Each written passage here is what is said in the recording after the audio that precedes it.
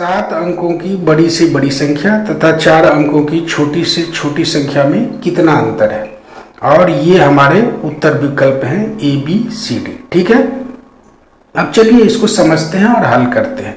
अब देखिए, आप कोई भी संख्या बनाएंगे वो इन्हीं संख्याओं से मिलकर बनेगा, चाहे 7 अंक की बनाए, 2 अंक की बनाए या 200 अंक की बनाए, इन्हीं अंकों से मिलकर वो संख्या बनेगी। उसमें वो संख्याएं हो सकती हैं 0, 1, 2, 3, 4, 5, 6, 7, 8, 9।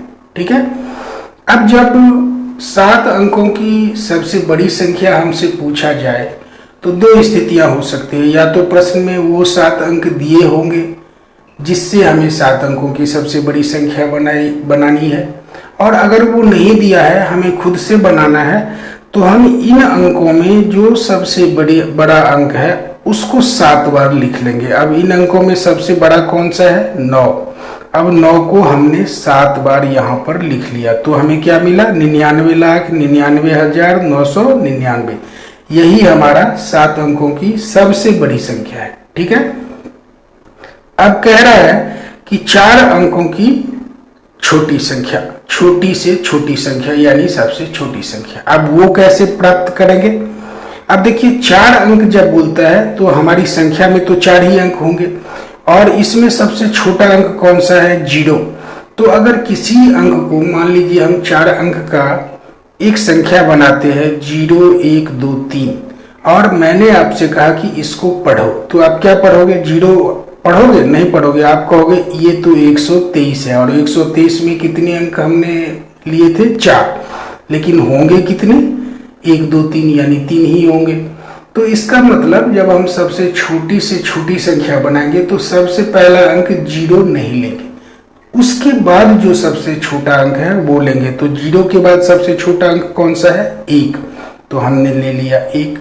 लेकिन चूंकि सबसे छोटी बनानी है तो अगर उसके बाद हम 2 लें तो वो बड़ी हो जाएगी, तो इसीलिए हम क्या करते हैं, हमेशा 1 लेने के तुरंत बाद हम 3 बार 0 को यहाँ पर लिख लेंगे। 4 अंक की बनानी है तो 3 बार, अगर 5 अंकों का बनाना होता तो 4 बार।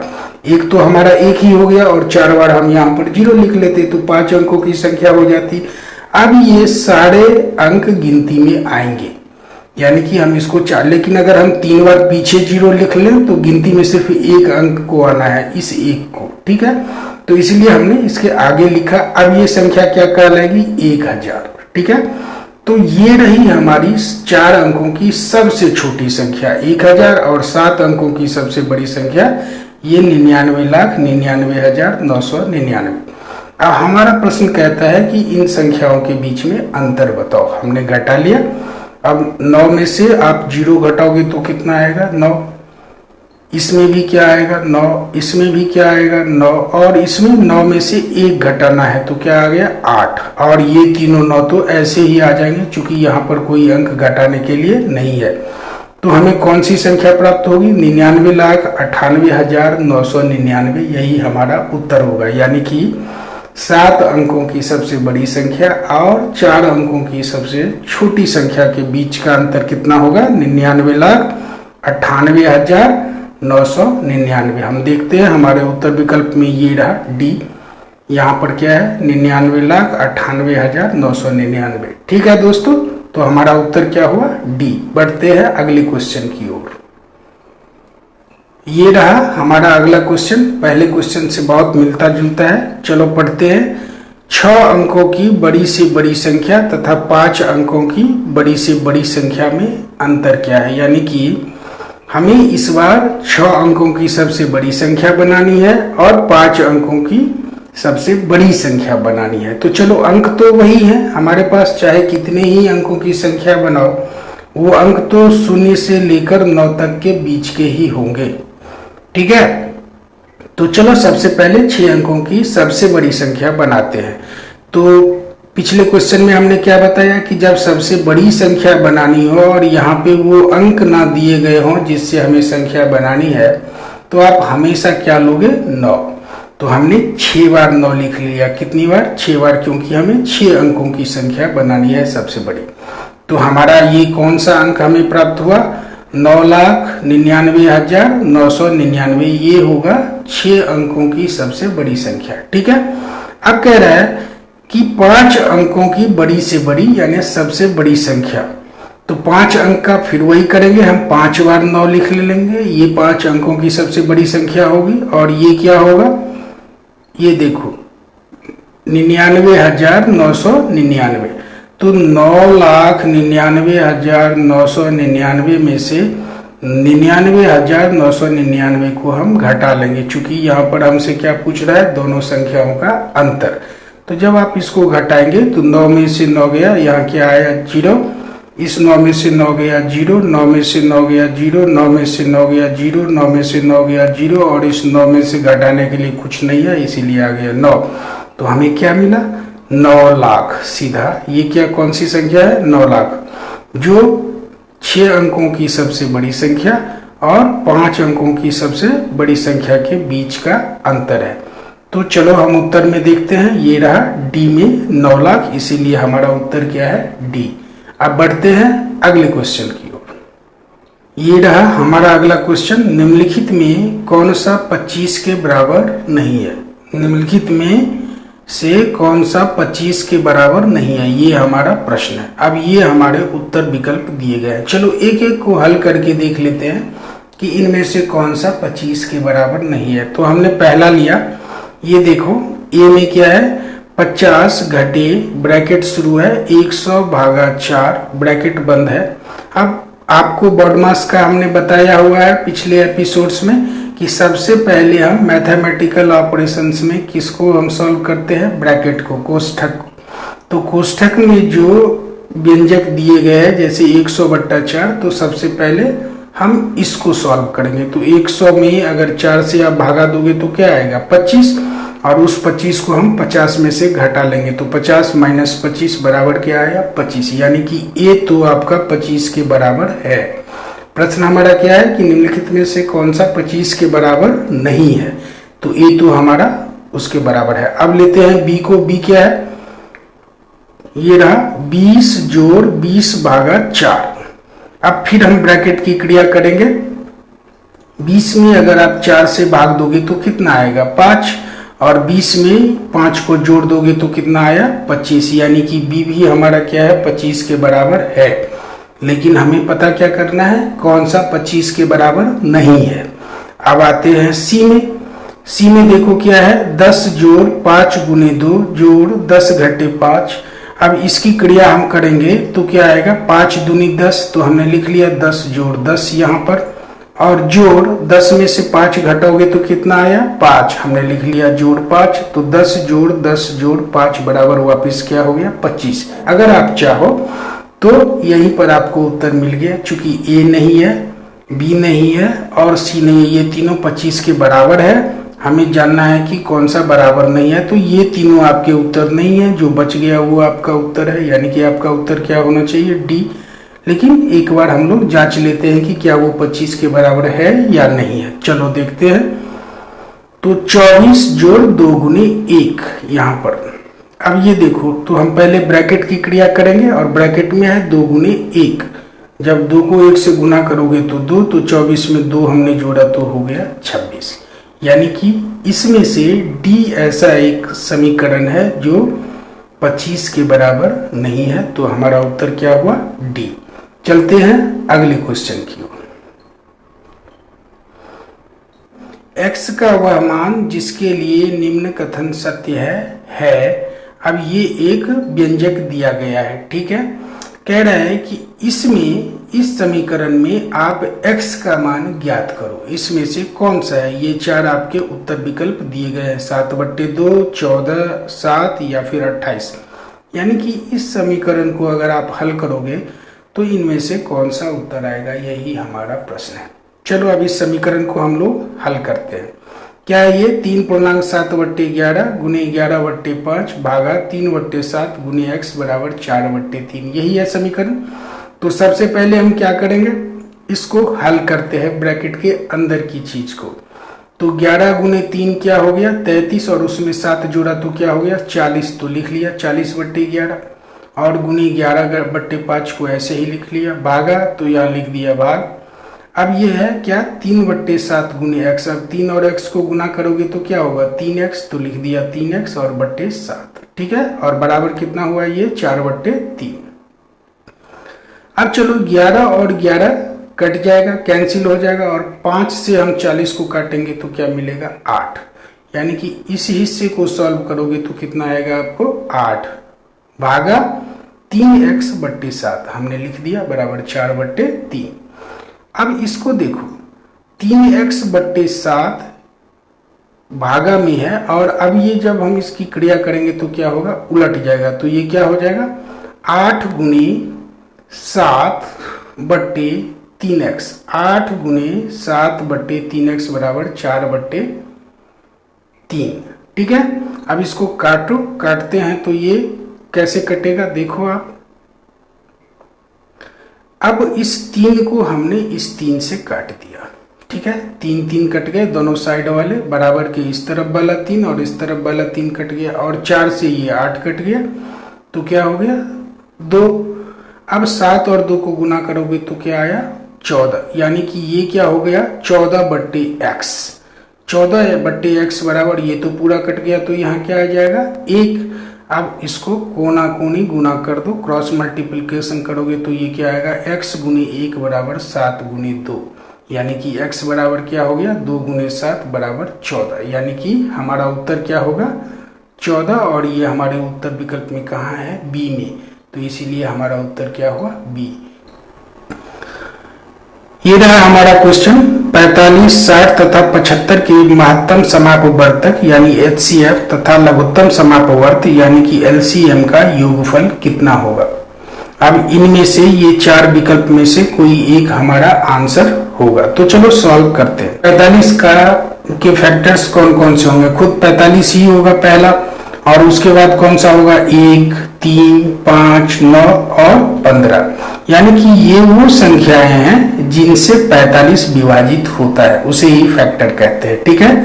तो 45 के कौन कौन से फैक्टर हुए, एक तो 45 खुद है, दूसरा 1, तीसरा 3, चौथा 5, पांचवा 9 और छठा 15।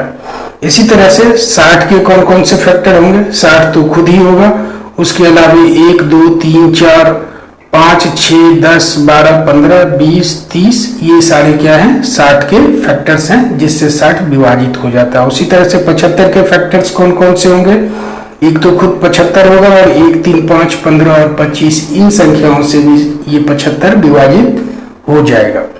तो इन सबके जब हमने फैक्टर निकाल लिए, तो अब चूंकि हमें महत्तम समापवर्तक निकालना है, तो हम देखेंगे कि इनमें सबसे बड़ा लेकिन जो सब में उपस्थित है वो फैक्टर कौन सा है। इन तीनों में ही उपस्थित होना चाहिए और सबसे बड़ा, यानी एक ऐसी संख्या जो तीनों ही के फैक्टर्स में प्रेजेंट है, उपस्थित है, और वो सबसे बड़ी संख्या है। तो देखो सबसे बड़ी संख्या तो इसमें अगर हम देखें तो 60 है या 75 है, तो क्या 60 और 75 सारे में उपलब्ध है, नहीं, यानी कि वो सभी यानी 45 के फैक्टर में होना चाहिए, 60 के फैक्टर में होना चाहिए और 75 के फैक्टर में होना चाहिए। तो चलो ये 15 को आप गौर करो, 15 इसमें भी है, इसमें भी है और इसमें भी है, यानी कि ये तीनों में कॉमन सबसे बड़ा फैक्टर है जो तीनों के फैक्टर्स में है, इसीलिए इन तीनों संख्याओं का महत्तम समापवर्तक या HCF क्या होगा 15। अब चलो लघुत्तम समापवर्त निकालते हैं यानी LCM निकालते हैं। अब इन तीनों को हमने लिख लिया, 2 से डिवाइड किया, ये 45 ही आया, ये 30 आएगा, 30 दूनी 60 और ये 75 आ गया, चूंकि ये 2 से विभाजित 75 होगा नहीं, तो हमने इसको ऐसे ही लिख लिया।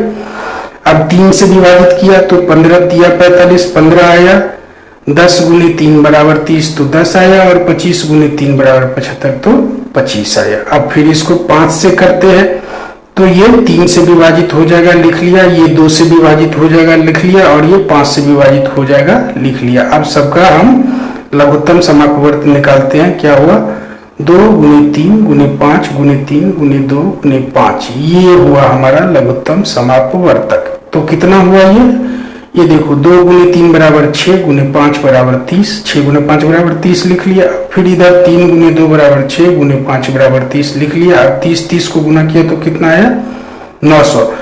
यानी कि इन तीनों ही संख्याओं का लघुत्तम समापवर्त कितना होगा 900 और महत्तम समापवर्तक या एचसीएफ कितना होगा 15।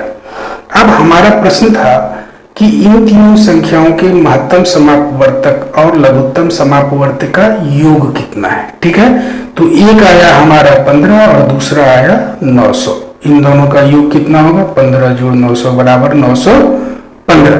तो हमारा उत्तर क्या है 915 और ये हमें कहाँ मिल रहा है सी में, इसीलिए इस प्रश्न का उत्तर क्या है, उत्तर विकल्प कौन सा होगा सी। ठीक है दोस्तों, समझ रहे हैं? अगर आप नहीं समझ रहे हैं तो कमेंट सेक्शन में जाके हमें बताएं, हम कोशिश करेंगे आपका जवाब देने की। ठीक है, बढ़ते हैं अगले क्वेश्चन की ओर। ये रहा हमारा अगला क्वेश्चन 3/8 भागा ब्रैकेट या कोष्ठक शुरू 5/3 घटे 1/6 भागा 5/8 किसके बराबर है। ये हमारे उत्तर विकल्प हैं 3/8, 7/8, 2.5/8 और 1.1/8।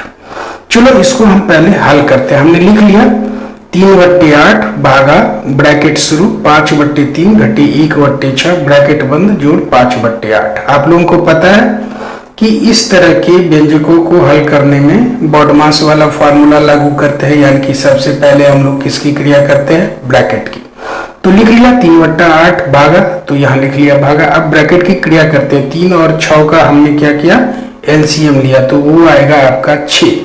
अब 3 से 6 में भाग दिया 2 और 2 को 5 से गुना किया 10, तो आ गया 10। अब 6 से 6 में भाग दिया तो 1 और 1 को 1 से गुना किया तो 1, तो हमने लिख लिया 10 घटे 1/6 और यहाँ जोड़ 5/8 है तो लिख दिया 5/8। यानी अब क्या समीकरण आ गया 3/8 भागा 10 घटे 1/6 जोड़ 5/8। अब 10 घटे 1/6 का मतलब क्या हुआ 9/6, यानी कि 3/8 भागा 9/6 जोड़ 5/8।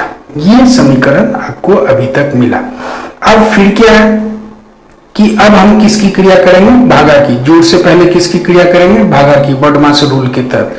तो जब इस भागा को इसकी हम क्रिया करेंगे और गुना में इसको बदलेंगे तो ये 9/6 उल्टा हो जाएगा, उलट जाएगा, ये हो जाएगा 6/9, यानी कि 3/8 गुने 6/9। अब इसकी क्रिया कर लो आप। ठीक है, ये देखो 3 दूनी 6 और 3 को 3 से ये 3 से ये 9 कट जाएगा, 3 से ये 6 कटा तो 2 आया और 3 से ये 9 कटा तो 3 आया और ये 3 कट गया और इस 2 से ये 8 कटा तो 4 आया। तो ऊपर में आपका कितना बचा 1 और नीचे में कितना बचा 4, तो ये हो गया 1/4 और जोड़ इधर कितना बचा था 5/8, तो हमने लिख लिया 1/4 जोड़ 5/8। अब 4 और 8 का हम लघुत्तम समापवर्त निकालते हैं, तो इन दोनों का लघुत्तम निकालोगे तो क्या होगा 8।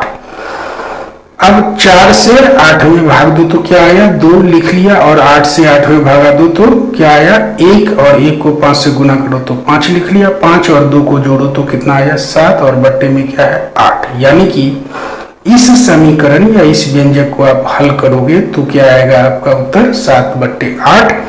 अब हमें अपने उत्तर विकल्प में देखना है, ये रहा हमारा 7/8, यानी कि हमारा उत्तर विकल्प कौन सा है सी। समझ रहे हो ना। ठीक है, बढ़ते हैं अगले प्रश्न की ओर। ये रहा हमारा अगला प्रश्न, यदि 15 घटे 15 भागा 15 गुने 6 बराबर x हो तो x का मान है। यानी कि इस समीकरण को हमें हल करना होगा x के लिए, तो x का मान इसमें से कौन सा होगा 6, 9, 0 या 84। अब चलो इसको हल करते हैं। फॉर्मूला वही बॉडमास वाला रखना है। तो सबसे पहले हम क्या करेंगे इसमें, इसको ऐसे ही हमने लिख लिया 15 घटे 15 भागा 15 गुने 6 बराबर x। ठीक है, अब सबसे पहले हम इसमें से किसकी क्रिया करेंगे, ना तो घटा की करेंगे ना गुणा की करेंगे, सबसे पहले भाग की करेंगे। तो 15 में 15 से भाग दोगे तो क्या आएगा 1, तो हमने लिख लिया 15 घटे और इससे हमें भाग देने के बाद मिला 1, तो लिख लिया 1 और ये गुने 6। अब भागा के बाद आप कौन सी क्रिया करोगे गुना, तो 1 गुने 6 बराबर आया 6, तो 15 में से हमने क्या किया 6 को घटा लिया। 15 में से 6 घटाओगे तो कितना आएगा 9, यानी कि ये x किसके बराबर है 9 के बराबर। यानी इस समीकरण में x का मान है 9 और जो हमारे उत्तर विकल्प किस में है सी में, तो हमारा उत्तर क्या हुआ सी। बढ़ते हैं अगले प्रश्न की ओर। ये रहा हमारा अगला प्रश्न। इस प्रश्न में क्या है 0.9 भागा ब्रैकेट शुरू है 0.3 गुने 0.3 का मान है।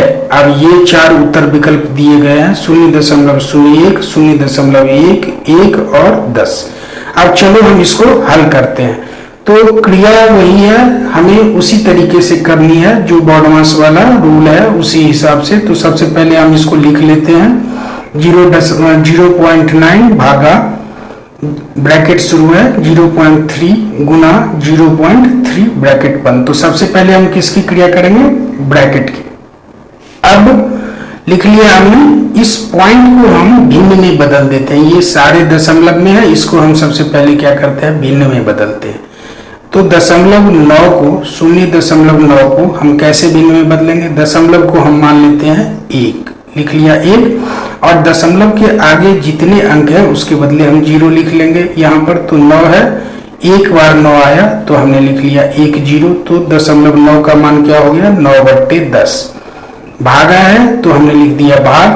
अब हम इसको लिखते हैं भिन्न के रूप में। अभी हमने क्रिया नहीं किया है, सिर्फ भिन्न के रूप में इसको बदल रहे हैं। तो 0.3 को हम कैसे लिखेंगे, या 0.3 को, दशमलव को हमने रखा 1 और उसके बाद एक अंक है तो लिख दिया 1 0। 0.3 का मतलब हो गया 3/10, और फिर गुना है, गुना लिख दिया, फिर 0.3 है तो फिर लिख दिया 3/10।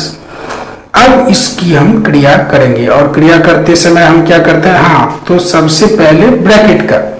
अब चलो लिख लेते हैं 9/10 भागा। अब देखो 3 गुने 3 बराबर क्या हो गया 9, और 10 गुने 10 बराबर क्या हो गया 100। अब ब्रैकेट का क्रिया हमने कर लिया। अब हम उसके बाद क्या करेंगे, भाग का। तो 9/10 और भाग को हम गुना में बदलेंगे तो क्या होगा, 100 ऊपर चला जाएगा और 9 नीचे आ जाएगा। तो 9/10 गुने 100/9।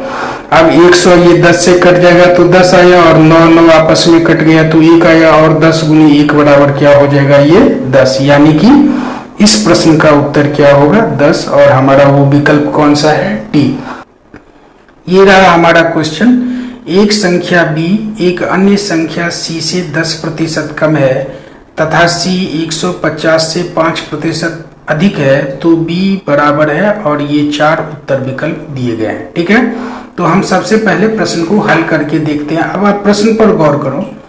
b एक ऐसी संख्या है जो c से 10% कम है। इसका मतलब b का मान क्या है, c के मान से 10% कम। तो उसको हम कैसे लिखेंगे, b बराबर c, ये तो c का मान है, इससे भी 10% कम, यानी c माइनस c का 10%, और c के 10% को हम कैसे लिखते हैं, c गुने 10/100, यानी कि b बराबर c घटे c गुने 10/100।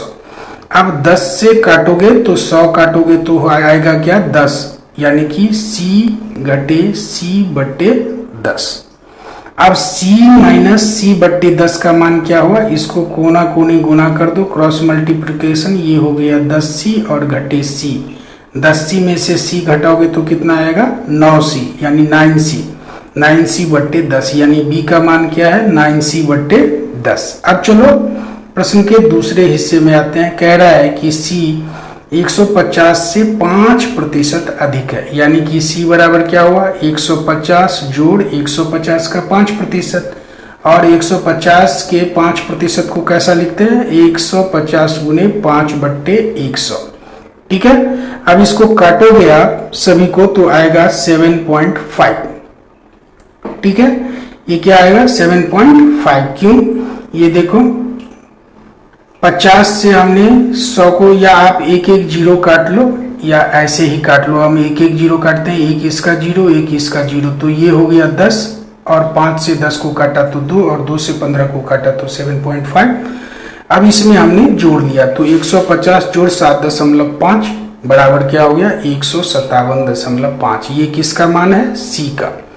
अब b का मान क्या है, 9c/10, यानी कि c के मान से 9 गुना अधिक और उसका 10वां हिस्सा, c के मान के 9 गुने का 10वां हिस्सा। ठीक है, तो c का मान है 157.5 और b का मान है 9c/10। अब हमने c की जगह c का ये मान रख दिया 157.5 इसमें।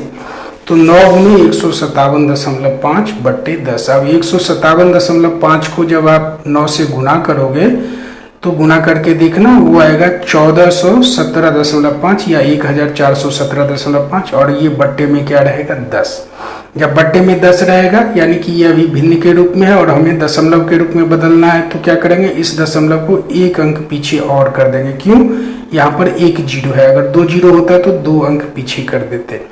फिलहाल यहाँ पर 1 जीरो है तो हमने इसको एक अंक पीछे यानी 7 के पीछे दशमलव को ला दिया, तो हमारा मान क्या निकल के आया 141, और यहाँ पर दशमलव आ गया तो 0.75 यानी 141.75। अब हम अपने उत्तर में देखते हैं कहाँ पर है ये, डी यहाँ पर, यानी कि हमारा उत्तर कौन सा है, डी। बढ़ते हैं अगले प्रश्न की ओर। ये रहा हमारा अगला प्रश्न। 175 ग्राम के 10% का 5% बराबर है, और ये 4 विकल्प दिए गए हैं, 8.75 ग्राम, 0.875 ग्राम, 0.5 ग्राम और 17.5 ग्राम। ये उत्तर विकल्प है। ठीक है, अब सबसे पहले प्रश्न को समझते हैं।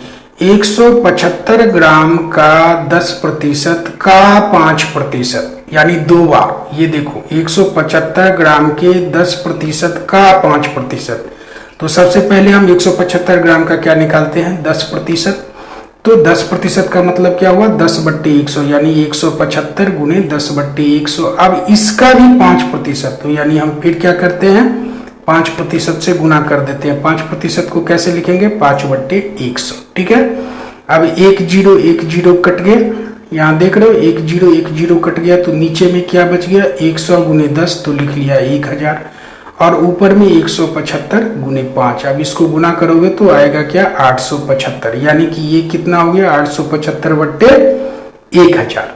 अब इसको हमें बदलना किस में है दशमलव में, तो आपको पता है कैसे बदलते हैं। नीचे में जितने जीरो हैं, जितने शून्य हैं, ऊपर की संख्या में उतने अंकों के बाद आप दशमलव रख दो, उतने अंकों के पीछे दशमलव रख दो। अब नीचे में कितने जीरो हैं 3, ऊपर में हम गिनेंगे 1 2 और ये 3, यानी कि 8 के पीछे में हम दशमलव रखेंगे, और उसके बाद चूंकि कोई संख्या नहीं है या कोई अंक नहीं है तो हम लिख देंगे 0, तो ये क्या हो जाएगा 0.875, यानी कि हमारा उत्तर ये क्या होगा 0.875। हम देखते हैं किधर है, ये यहाँ पर है, और हमारा ऑप्शन उत्तर विकल्प क्या है सी, इसीलिए हमारा उत्तर क्या हुआ सी। बढ़ते हैं अगले क्वेश्चन की ओर।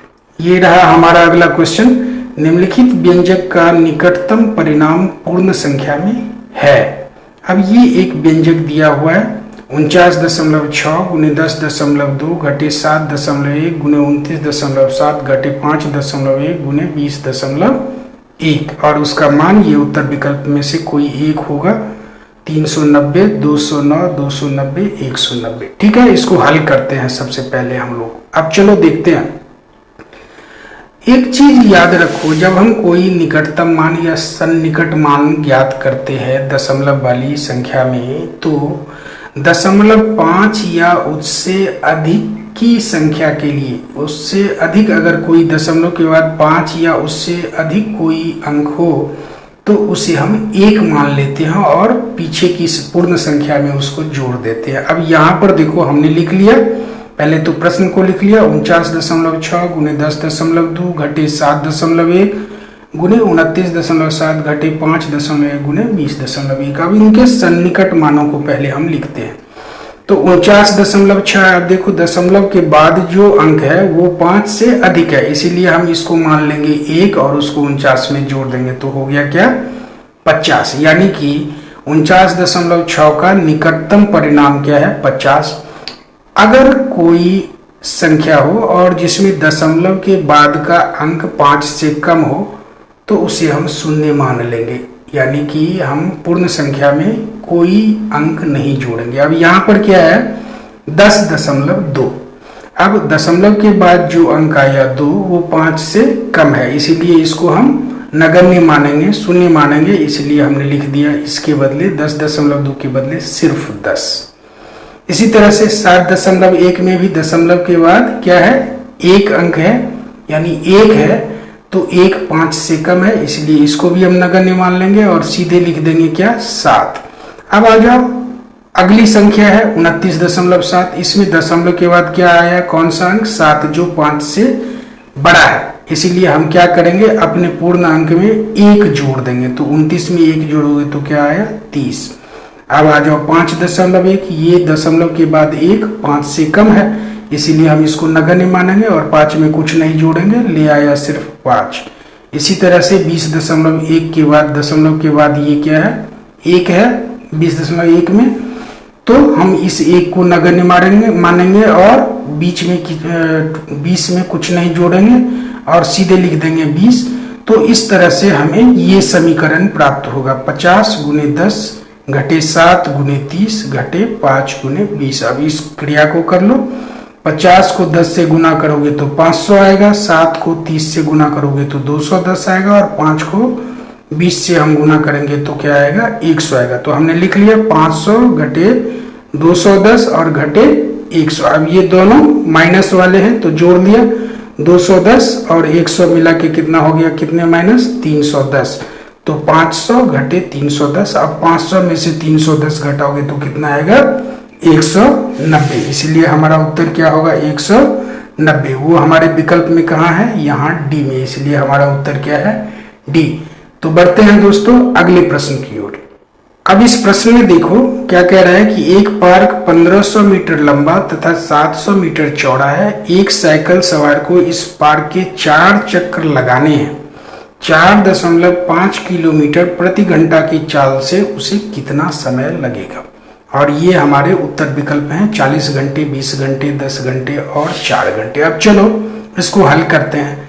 मान लो ये पार्क है, इस पार्क की लंबाई क्या है, 1500 मीटर और ये चौड़ाई क्या है इसकी, 750 मीटर और आयताकार ये पार्क है। ठीक है, आयत के परिमाप को तो आप लोग जानते होंगे। आयत का परिमाप क्या होता है, चारों भुजाओं का योग। अब चूंकि आमने सामने की भुजाएं इसकी बराबर होती हैं, यानी 2 बार लंबाई और ये 2 बार चौड़ाई, इसीलिए परिमाप को हम ये भी लिख लेते हैं क्या, कि परिमाप बराबर 2 गुने ब्रैकेट शुरू लंबाई जोड़ चौड़ाई ब्रैकेट बंद। ठीक है, ऐसे भी हम परिमाप लिख सकते हैं, या आप चाहो तो चारों भुजा की लंबाई को जोड़ लो, परिमाप आ जाएगा, वो एक ही बात है। ठीक है, अब चलो 2 गुने लंबाई जोड़ चौड़ाई में हमने लिख लिया 2 और लंबाई कितनी है 1500 मीटर, लिख लिया 1500 और चौड़ाई कितनी है 750 मीटर, लिख लिया 750।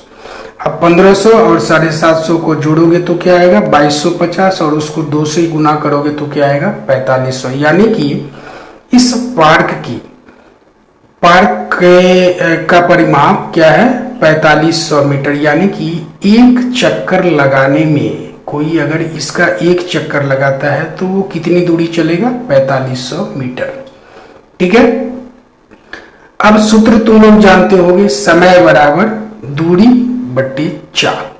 अब दूरी कितनी है, एक चक्कर की दूरी कितनी है 4500 मीटर, तो 4500 मीटर और उसकी चाल कितनी है ये देखो 4.5 किलोमीटर प्रति घंटा। तो हमने लिख दिया 4.5 किलोमीटर प्रति घंटा, यानी कि 4500 मीटर बत्ते 4 किलोमीटर, 4.5 किलोमीटर प्रति घंटा। अब 4500 मीटर को हमने क्या किया, चूंकि देखो नीचे में क्या इकाई है किलोमीटर प्रति घंटा, तो हमें इसे भी किलोमीटर में बदलना होगा। तो हमने 4500 मीटर को किलोमीटर में बदला तो 4.5 किलोमीटर आया। किलोमीटर में कैसे बदलते हो, 1 किलोमीटर में कितने मीटर होते हैं 1000 मीटर, तो 4500 में भाग दे दोगे 1000 से तो कितना आएगा 4.5। तो इसीलिए हमने क्या लिख दिया इसको 4.5 बट्टे 4.5, काटोगे तो क्या आया 1, और चूंकि वो समय है और यहाँ समय की इकाई घंटा लिया है तो इसीलिए हो गया 1 घंटा। यानी कि इस पार्क के चारों तरफ एक चक्कर लगाने में कितना समय लग जाता है 1 घंटा। अब व्यक्ति को लगाना कितना है भाई 4 चक्कर, कितना है 4 चक्कर, तो उसे कितना समय लगेगा तो 4 गुने 1 घंटा। चूंकि एक चक्कर लगाने में 1 घंटा लगा तो 4 चक्कर लगाने में कितना लगेगा 4 गुने 1 घंटा बराबर क्या हुआ 4 घंटा। इसीलिए हमारा उत्तर क्या है, ये रहा डी। हमारा उत्तर क्या है डी। ये देखिए क्या लिख रहा है, पक्षियों के एक झुंड के 1/4 पक्षी नदी के किनारे पर हैं तथा झुंड के 1/5 भाग के पक्षी अपने घोंसले में बाकी बचे 22 पक्षी भोजन की तलाश में घूम रहे हैं।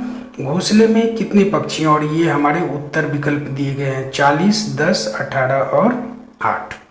अब चलिए पक्षियों की कुल संख्या को इन्होंने 3 हिस्से में बांटा। एक हिस्सा कहाँ पर है, नदी के किनारे। दूसरा हिस्सा कहाँ पर है, 1/5 वो अपने घोंसले में है। और तीसरा हिस्सा कहाँ पर है, यानी कि 22 पक्षी भोजन की तलाश में घूम रहे हैं। यानी कि 3 हिस्से में ये पक्षी का झुंड बटा हुआ है। अब चलो पहले 2 हिस्से को जोड़ लेते हैं। पहले हिस्से में क्या है, 1/4 यानी 1/4 नदी के किनारा है, तो लिख लिया 1/4। और 1/5 भाग पक्षी अपने घोंसले में है, तो लिख लिया 1/5। दोनों को जोड़ोगे तो क्या मिलेगा, 4 और 5 का हम एलसीएम लेंगे तो कितना आएगा 20। 4 से 20 में भाग दिया तो 5, और 5 को 1 से गुना किया तो 5। 5 से 20 में भाग दिया तो 4, 4 को 1 से गुना किया तो 4, यानी 5 जोड़ 4/20 यानी कि 9/20। यानी पहले 2 हिस्से में, यानी कि जो पक्षी नदी के किनारे घूम रहे हैं और जो पक्षी अपने घोंसले में है, उनकी संख्या कितनी है, कुल संख्या का 9/20। तो कुल संख्या मान लेते हैं 1 है।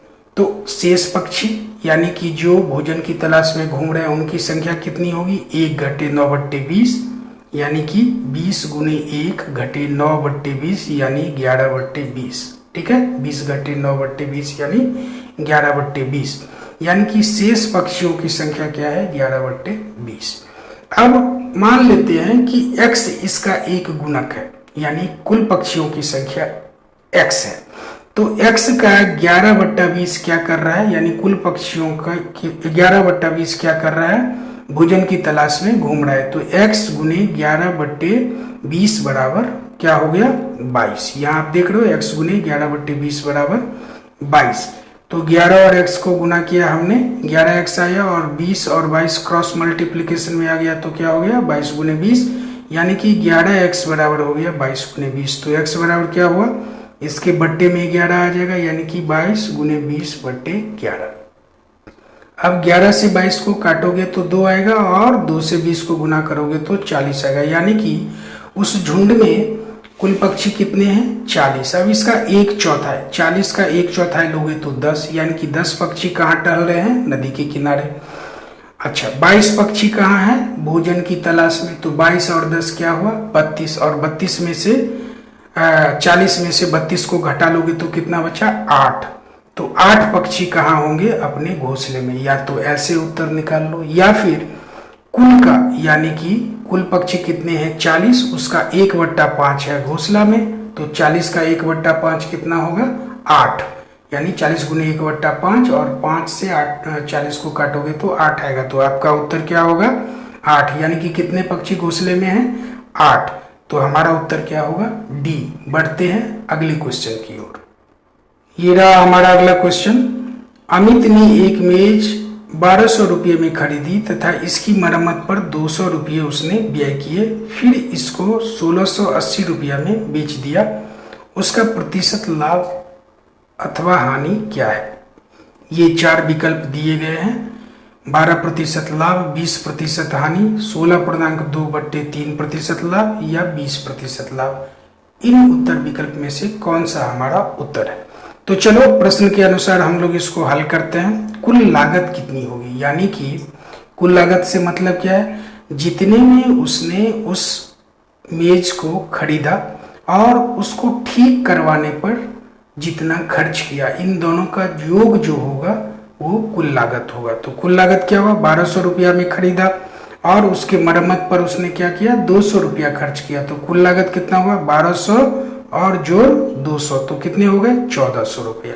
यानी कि उस मेज पर कुल लागत अमित की कितनी है 1400 रुपये, और अमित ने उसको बेचा कितने में 1680 रुपया। यानी कि 1400 में खरीदा और 1680 में बेचा। अब अधिक में बेचा तो क्या होगा लाभ ही होगा ना।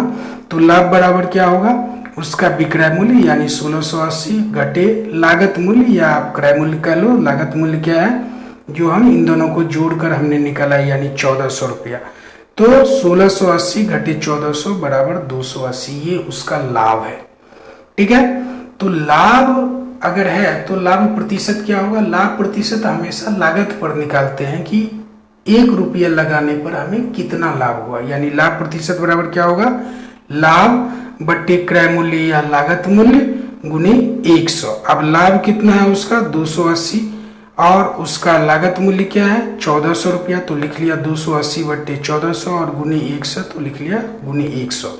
अब 280 से 1400 को काटोगे तो 280 गुने 5 बराबर 1400, 5 से कट जाएगा। अब 5 से इस 100 को काटोगे यानी कि 100 बट्टे 5 बराबर क्या हो जाएगा? 5 से जब 100 को काटोगे तो कितना आएगा? 20। यानी कि अमित को लाभ हुआ और उसका लाभ प्रतिशत क्या है? 20। तो हमारा उत्तर क्या होगा? डी। ठीक है दोस्तों, बढ़ते हैं अगले प्रश्न की ओर। ये रहा हमारा अगला प्रश्न। एक वर्ग तथा आयत के परिमाप समान है। यदि वर्ग की भुजा 16 मीटर है तथा आयत की लंबाई 18 मीटर है तो आयत की चौड़ाई क्या होगी? और ये हमारे उत्तर विकल्प हैं, 14 मीटर, 16 मीटर, 15 मीटर और 17 मीटर, यानी इनमें से कौन सा हमारा सही उत्तर है? तो चलो सबसे पहले हम प्रश्न को हल करते हैं। ये रहा, ये एक वर्ग है और ये एक आयत है। प्रश्न के हिसाब से कह रहा है कि वर्ग की एक भुजा कितनी है? 16 मीटर। तो इसकी चारों, आपको पता है वर्ग के चारों भुजा बराबर होते हैं, यानी कि इसके चारों भुजाओं की लंबाई 16 मीटर है, प्रत्येक भुजा की लंबाई। अब आयत के बारे में बता रहा है कि उसकी लंबाई 18 मीटर है, तो उसकी चौड़ाई बताओ। अब आयत को आप कैसे जानते हो? आयत के आमने सामने की भुजा बराबर होते हैं, यानी कि आयत की 2 लंबाई है, एक ये दोनों बराबर होंगे, और इसकी 2 चौड़ाई है, एक ये और एक ये दोनों बराबर होंगे। यानी कि ये अगर 18 मीटर है तो ये भी कितना होगा? 18 मीटर। ठीक है। अगले हिस्से में कह रहा है कि वर्ग का परिमाप और आयत का परिमाप बराबर है, यानी कि परिमाप का मतलब हुआ वर्ग के चारों भुजाओं का योग, या आप कह सकते हो 4 गुने एक भुजा की लंबाई, और इसका परिमाप क्या होता है? चारों भुजाओं का योग। अब इसमें दो भुजा आपस में बराबर होते हैं, इसलिए हम इसको क्या लिखते हैं? 2 गुने लंबाई जोड़ चौड़ाई, 2 गुने ब्रैकेट शुरू लंबाई जोड़ चौड़ाई। तो हमने लिख लिया वर्ग का परिमाप बराबर आयत का परिमाप। अब वर्ग का परिमाप क्या है? 4 गुने भुजा, और आयत का परिमाप क्या है? 2 ब्रैकेट शुरू लंबाई जोड़ चौड़ाई ब्रैकेट बंद। ठीक है। अब वर्ग की एक भुजा की लंबाई क्या है? 16, तो लिख लिया 4 गुने 16 बराबर 2, और गुने ये लंबाई क्या है? 18, और चौड़ाई तो हमें पता ही करना है, तो लिख दिया चौड़ाई। अब 16 गुने 4 बराबर 64। अब ये क्या होगा? इस ब्रैकेट को हम हटाएंगे तो क्या होगा? 2 गुने 18, तो होगा कितना? 36। जोड़ ये भी हो जाए 2 गुने चौड़ाई, तो हमने लिख लिया 2 गुने चौड़ाई, यानी कि 64 बराबर 36 जोड़ 2 गुने चौड़ाई। अब 2 गुने चौड़ाई बराबर क्या होगा? इस 36 को अगर हम बराबर के इस साइड में लाएंगे तो क्या इसमें से घट जाएगा, यानी कि 64 घटे 36 बराबर 2 गुने चौड़ाई। अब 64 में से अगर आप 36 घटाओगे तो कितना आएगा? 28, तो 28 बराबर 2 गुने चौड़ाई। तो चौड़ाई बराबर 28 में 2 से हम भाग दे देंगे तो हमारी चौड़ाई निकल आएगी। तो 28 बट्टे 2 बराबर क्या हुआ? 14, 14 बराबर क्या हुआ? चौड़ाई। यानी कि इस आयत की चौड़ाई कितनी होगी? 14 मीटर। तो हमारा उत्तर क्या होगा? ए। ठीक है दोस्तों, बढ़ते हैं अगले प्रश्न की। 8 मीटर लंबी, 6 मीटर ऊंची तथा 22.5 सेंटीमीटर मोटी एक दीवार बनाने हेतु कितनी ईंटें चाहिए? यदि एक ईंट का माप 25 सेंटीमीटर गुने 11.25 सेंटीमीटर गुने 6 सेंटीमीटर है, यानी कि एक दीवार का सारा डायमेंशन दिया हुआ है, यानी उसकी लंबाई, ऊंचाई और उसकी मोटाई या चौड़ाई जो भी कह लो, और एक ईंट की लंबाई, मोटाई, चौड़ाई दी गई है, और पूछ रहा है कि इस दीवार को, इस डायमेंशन वाले दीवार को बनाने में हमें कितनी ईंटें लगेगी। ठीक है। और ये विकल्प हमारा दिया गया है 640, 6400, 1380 और 7600। तो चलो इसको सॉल्व करते हैं। तो ईंटों की संख्या क्या होगी? यानी दीवार का जो आयतन है, आयतन, और एक ईंट का जो आयतन है, तो दीवार के कुल आयतन में अगर हम एक ईंट के आयतन से भाग दे दें तो हमें ईंटों की संख्या प्राप्त हो जाएगी। अब दीवार का आयतन हो या ईंट का आयतन हो, सूत्र एक ही होगा, फार्मूला एक ही होगा, लंबाई गुने चौड़ाई गुने ऊंचाई, या चौड़ाई की जगह यहाँ पर हम मोटाई ले लेंगे या ऊंचाई की जगह हम मोटाई ले लेंगे। तो लंबाई गुने चौड़ाई गुने ऊंचाई बट्टे लंबाई गुने चौड़ाई, यानी ये ईंट की लंबाई चौड़ाई ऊंचाई है और ये दीवार की लंबाई चौड़ाई ऊंचाई है। अब ये देखो, एक कह रहा है 8 मीटर लंबा है तो लिख दिया 8 मीटर, गुने 6 मीटर ये ऊंचा है तो लिख दिया 6 मीटर, और गुने 22.5 सेंटीमीटर ये दीवार मोटी है तो लिख दिया 22.5 सेंटीमीटर। फिर हमने ईंट के डायमेंशंस लिखे, ईंट की लंबाई क्या है 25 सेंटीमीटर, चौड़ाई क्या है 11.25 सेंटीमीटर और मोटाई या ऊंचाई कितनी है 6 सेंटीमीटर तो लिख दिया।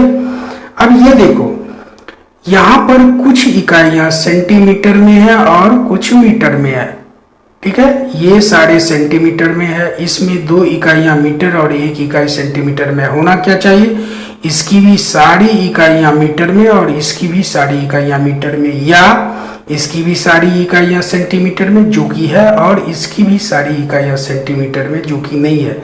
यहाँ देखो ये दोनों क्या है मीटर में है, तो हम मीटर को क्या करते हैं सेंटीमीटर में बदल लेते हैं, ठीक है। तो 8 मीटर को हमने क्या किया सेंटीमीटर में बदला। 1 मीटर में कितने सेंटीमीटर 100, तो 8 मीटर में कितने 800, तो 6 मीटर में कितने 600, और ये तो पहले ही सेंटीमीटर में है तो लिख दिया हमने सीधे ऐसे ही। तो 800 गुने 600 गुने 22.5 वर्ग घन सेंटीमीटर किसका आयतन होगा दीवार का, तो लिख दिया यहाँ पे। बट्टे में ये सारे सेंटीमीटर है, मैंने वैसे ही लिख दिया इसको 25 गुने 11.25 और गुने 6। अब देखो 11.25 से अगर हम 22.5 को काटे तो 2 से कट जाएगा, ये कट गया, ठीक है। अब 600 को हमने 6 से काटा तो 100 आ गया, और 800 को हमने 25 से काटा तो 32 आ गया। तो हमें ऊपर में क्या मिला 32 गुने 100 गुने 2 लिख दिया हमने यहाँ पे, 32 गुने 100 गुने 2।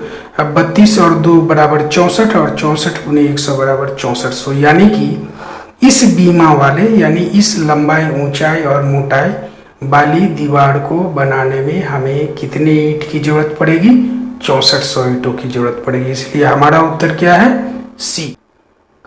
हम अपने गंतव्य स्थान पर 4.5 घंटे यात्रा करने के पश्चात 2:45 PM पर पहुंचे। हमने यात्रा कितने बजे आरंभ की थी। अब प्रश्न में क्या कह रहा है, एक व्यक्ति है जो करीबन 2:45 पर एक जगह पहुंचता है 4.5 घंटे की यात्रा के बाद। तो पूछ रहा है कि बताओ उसने अपनी यात्रा की शुरुआत कब की थी, ठीक है। PM है का मतलब क्या हुआ कि दोपहर दिन का समय है, ठीक है। तो 2:45 PM को हम और कैसे लिख सकते हैं। अब देखो PM है, हमने इसमें 12 घंटा जोड़ दिया, यानी कि 2:45 को हम और कैसे लिख सकते हैं, 2 में हमने 12 घंटा जोड़ दिया तो 12 2 14, यानी कि 2:45 को आप 14:45 PM भी लिख सकते हो। आपने रेलवे में यात्रा की होगी, रेलवे में टाइम इसी फॉर्मेट में लिखा होता है 16:55, 15:45 ऐसे, तो हमने वैसे ही लिख दिया। 2:45 को हम ऐसे भी लिख सकते हैं 14:45, ठीक है। अब कह रहा है कि 4.5 घंटा जब चला तब ये 14:45 हुआ, यानी कि 14 घंटा 45 मिनट का समय तब पूरा हुआ था जब वो पहले ही 4 घंटा 30 मिनट चल चुका था। तो अगर मुझे उसके चलने की यानी शुरुआत का समय ज्ञात करना है तो 14 घंटा 45 मिनट में से 4 घंटा 30 मिनट हम क्या करेंगे घटा लेंगे। तो हमने घटाया, 45 मिनट में से 30 मिनट गया तो क्या आ गया 15 मिनट, और 14 घंटे में से 4 घंटा गया तो क्या आया 10 मिनट। अब जब ये 12 से नीचे आ गया तो इसका मतलब क्या हुआ, वो AM में आ गया। 12 बजे दिन तक के समय को हम AM कह लेते हैं, उसके बाद का समय PM हो जाता है। यानी कि उस बंदे ने अपनी यात्रा कब आरंभ की थी 10:15 पर सुबह में, यानी कि 10:15 AM। तो हमारा उत्तर क्या होगा, देखो कहाँ पर है, यहाँ पर है। हमारा उत्तर क्या हुआ C। बढ़ते हैं दोस्तों अगले क्वेश्चन की ओर। ये रहा हमारा अगला क्वेश्चन। 640 का अभाज्य गुणनखंड है और ये 4 ऑप्शंस आपको दिए गए हैं। तो अभाज्य गुणनखंड हम कैसे निकालते हैं, तो चलो 640 का पहले अभाज्य गुणनखंड निकाल लेते हैं। यानी कि 640 को हम उन सभी फैक्टर्स में तोड़ते हैं जिसके बाद उनका कोई और दूसरा फैक्टर नहीं होगा, यानी 640 के सभी फैक्टर्स निकाल लेते हैं। अब कैसे? तो पहले 640 को हम तोड़ते हैं तो क्या आएगा 2 गुने 320, यानी इन दोनों को गुना करेंगे तो 640 आएगा। अब 320 को भी तोड़ते हैं, इसको हम लिख सकते हैं 2 गुने 160। अब 160 को हम कैसे लिख सकते हैं 2 गुने 80। 80 को कैसे लिख सकते हैं 2 गुने 40। 40 को कैसे लिख सकते हैं 2 गुने 20। 20 को कैसे लिख सकते हैं 2 गुने 10।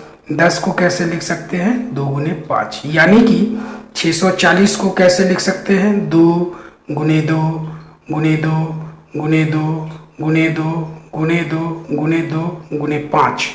ठीक है, यानी कि अब ये फैक्टर्स फर्दर विभाजित यानी और अधिक विभाजित नहीं हो सकते, इसीलिए इनको क्या कहते हैं हम अभाज्य गुणनखंड। यानी कि 640 का ये सारा गुणनखंड है जो अभाज्य है। ठीक है, ये और विभाजित नहीं हो सकते। वो कौन कौन से हैं 2 गुने 2 गुने 2 गुने 2 गुने 2 गुने 2 गुने 2 गुने 5। अब ये विकल्प हमें कहाँ मिलता है, ये देखो डी में, तो हमारा उत्तर क्या हुआ डी। ठीक है दोस्तों, बढ़ते हैं अगले प्रश्न की ओर।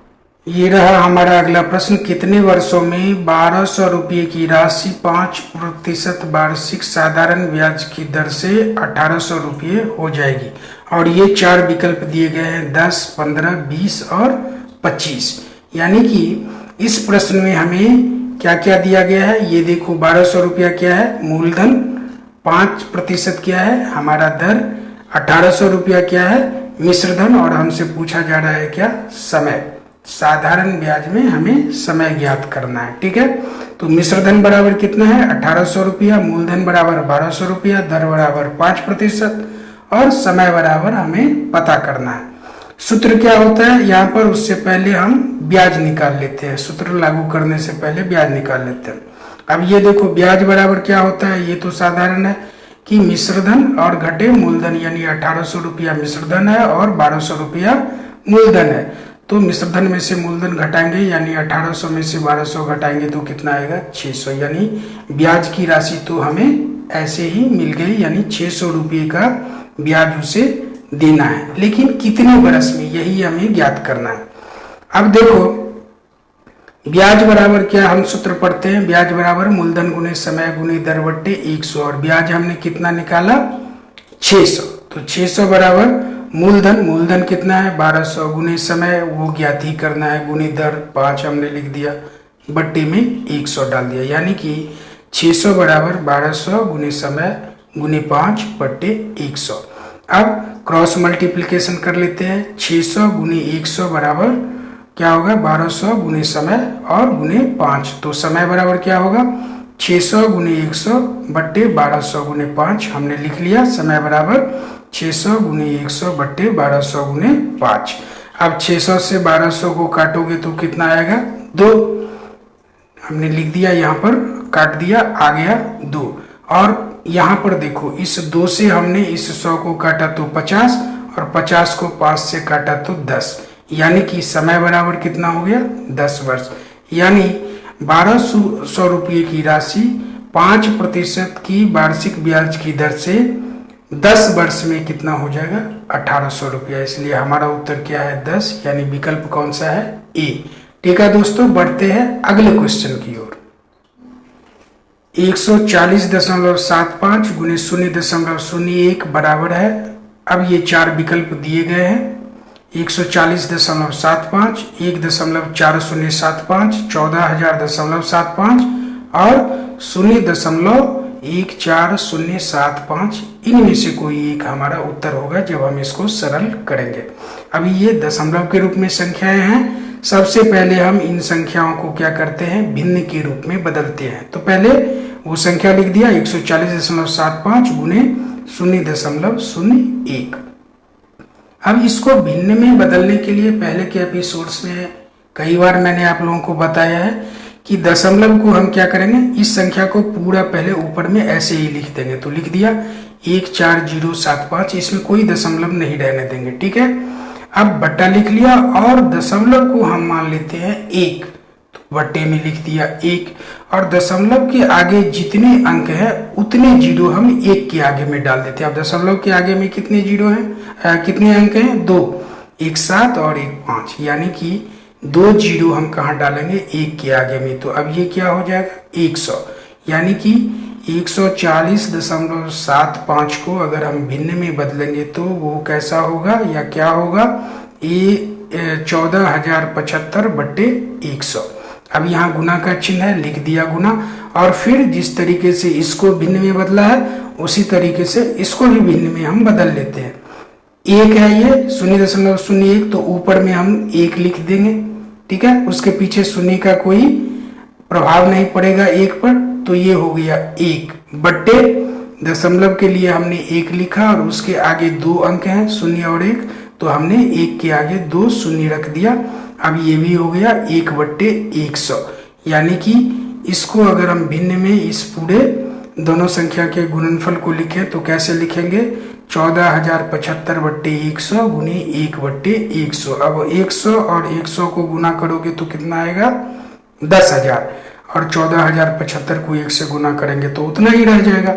अब हम क्या करते हैं, इस भिन्न को दशमलव में बदल लेते हैं। वो कैसे बदलते हैं, तो सबसे पहले जितने जीरो हैं नीचे में उसको गिन लो, 1 के बाद जितने जीरो हैं, 1 2 3 4 जीरो हैं, तो ऊपर में 4, ऊपर की संख्या में 4 अंकों के बाद आप इसके पीछे में दशमलव डाल दो, तो 1 2 3 और 4, यानी 4 के पीछे हम दशमलव डालेंगे तो वो दशमलव वाली संख्या कौन सी प्राप्त होगी, 1.4075, ठीक है। यानी कि इस संख्या को अगर हम हल करेंगे इन दोनों संख्याओं के गुणनफल को तो हमें कौन सी संख्या मिलेगी, 1.4075, जो हमारे उत्तर विकल्प में यहाँ पर है, यानी कि हमारा उत्तर क्या है, सी। तो दोस्तों आशा है आप लोगों ने यहाँ बहुत कुछ सीखा होगा, और अगर आपको लगता है कि आप यहाँ कुछ सीख रहे हैं तो आप तो सब्सक्राइब करें ही, अपने दोस्तों के साथ भी इसे शेयर करें और उन्हें भी बताएं कि इस चैनल पर अंकगणित और मेंटल एबिलिटी से रिलेटेड एपिसोड्स लगातार आ रहे हैं और नवोदय की यहाँ पर पूरी तैयारी करवाई जा रही है, ठीक है दोस्तों। साथ साथ पढ़ने के लिए आप लोगों का बहुत बहुत धन्यवाद। मिलते हैं आप लोगों से अगली क्लास में।